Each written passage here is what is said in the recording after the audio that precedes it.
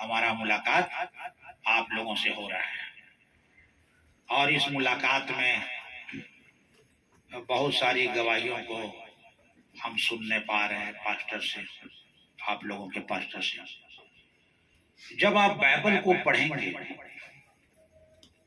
तो ऐसे बहुत लोगों का मुलाकात मसीह यीशु से हुआ है और जब मुलाकात हुआ है तो उनकी जिंदगी बदल गई है,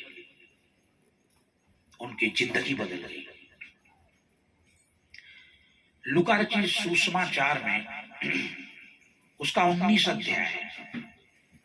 लूका रचित सुसमाचार उसका 19 अध्याय और 1 से लेकर जब आप 10 पद तक पढ़ते हैं तो यहां लिखा है, जक्कई नाम का एक मनुष्य था, वो यीशु मसीह को देखना चाहता था।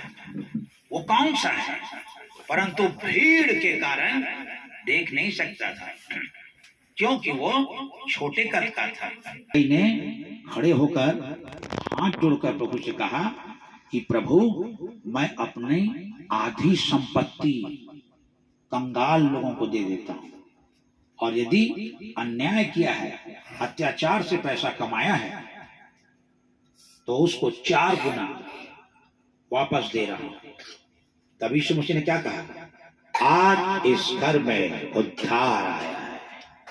हालेलुया, आज इस घर में उद्धार आया है क्योंकि ये भी एक इब्राहिम का पुत्र है, मनुष्य का पुत्र खोए हुओं को ढूंढने, उनका उद्धार करने आया है। हालेलुया। ये मुलाकात रास्ते में हो गई।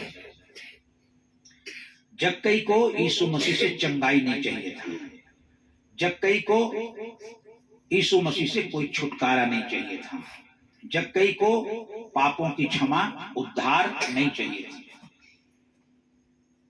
बस वो यीशु मसीह को देखना चाहता था, यीशु मसीह को देखना चाहता था, उसको कुछ नहीं चाहिए था। उसने यीशु को तो देखा पर वो अपने आप को देखा कि वो कितना बड़ा पापी है। तभी उसने कहा कि प्रभु, मैं अपनी आधी संपत्ति कंगालों को देता हूं और अन्याय करके कमाया है तो 4। ऐसा शांति आ गया जिसका वो कल्पना भी नहीं कर सकता। यह मुलाकात कई बार स्वप्नों के माध्यम से भी परमेश्वर की मुलाकात बहुत लोगों से हुई है। स्वप्नों के माध्यम से परमेश्वर उनसे बातें किया है। कई लोगों की मुलाकात दर्शन के माध्यम से हुई होगी, परमेश्वर ने उनको दर्शन दिया। कई लोगों की मुलाकात मसीह यीशु से वचन को सुनते समय हो गई, वचन को सुनते समय परमेश्वर ने उनसे बात किया है।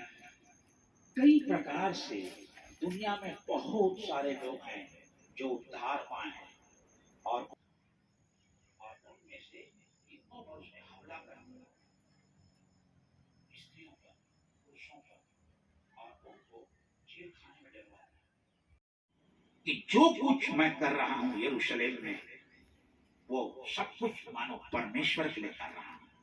अब मैं यही काम जो यरूशलेम में किया हूं दमिश्क में करूंगा। और वो तेजी के साथ आगे बढ़ने लगा। अभी वो दमिश्क पहुंचा नहीं था, तभी एक तेज रोशनी आई, सूरज भी उसके सामने फैला और उसके चेहरे से टकराई और वो घोड़े से नीचे गिरे, घोड़े से नीचे गिरे। आपने राजा सुलेमान के बारे में पढ़ा। एक दिन राजा सुलेमान जब सोया हुआ था तो स्वप्न में परमेश्वर ने दर्शन देकर कहा, सुलेमान, मांग तेरे को क्या चाहिए, मांग तेरे को क्या चाहिए। तो उसने कहा, मुझे समझ देगी, आपकी इतनी बड़ी प्रजा है परमेश्वर, तूने अपने शत्रुओं का विनाश नहीं मांगा, वो भी मैं सब तेरे को दे देता हूं।